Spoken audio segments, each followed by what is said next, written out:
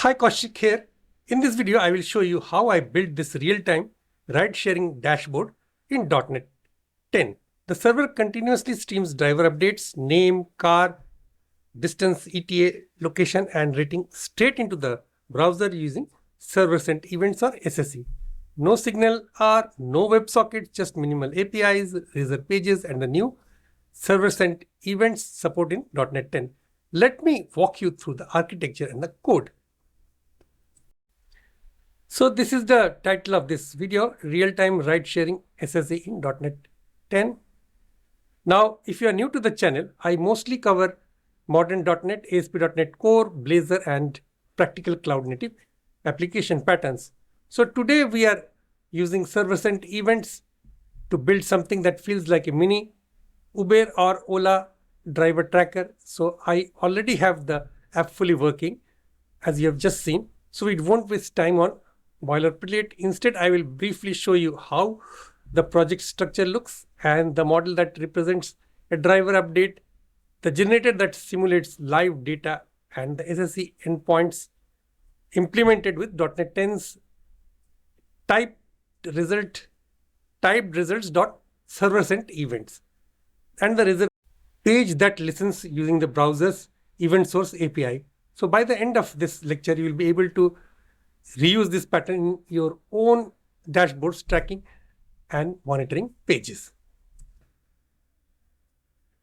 Now let's start with a quick overview of the project. This is a standard ASP.NET Core web app razor page targeting .NET. So in the Solution Explorer, you can see a very simple structure, a models folder with a driver update record. Okay, so driver update record here. Okay, and a service folder with a driver generator class within this services folder, and the default pages folder with the index.cshtml. So index page.cshtml here, index.cshtml, and the C# file, code behind file, and a minimal program.cs. This is the program.cs file, which is this, which hosts file where we configure the SSE endpoint. Think of it as a razor pages app plus one stream endpoint that continuously pushes updates. Let us now see the driver update model. So this is the driver update model.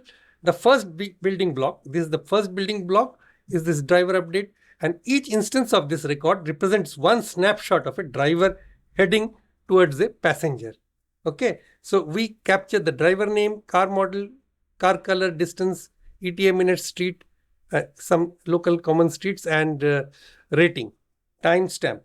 Now this is the payload that will be serialized to JSON and streamed to the browser over SSE, server-side event. Now then we have this driver generator class, which simulates a real-time movement. Now here, to keep the demo self-contained, I am not calling any external APIs. Instead, I use this driver generator service.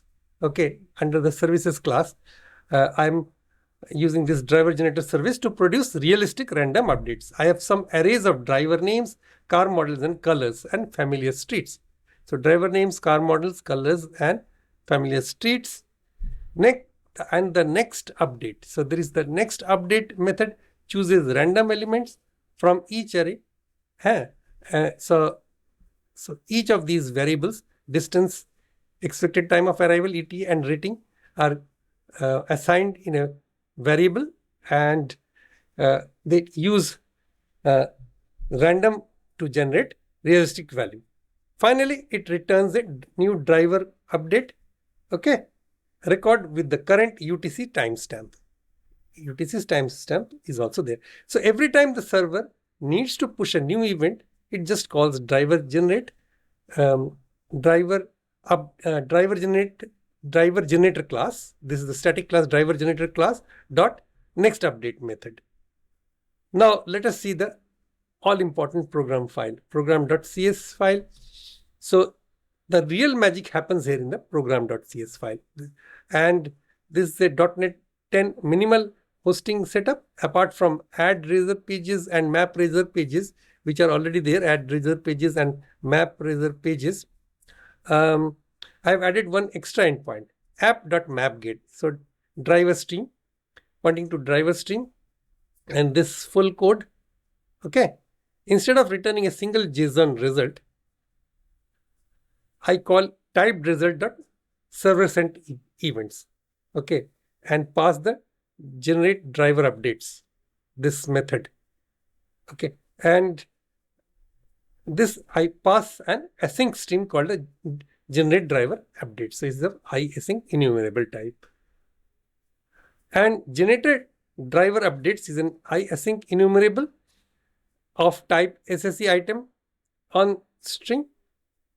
And inside this loop, we call driver generated.next update.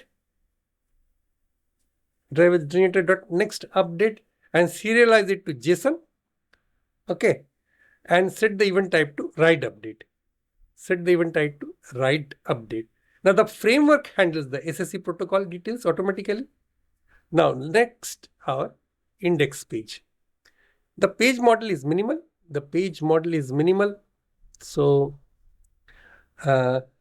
we are not binding any properties for now, because almost all of the dynamic behavior happens on the client via JavaScript.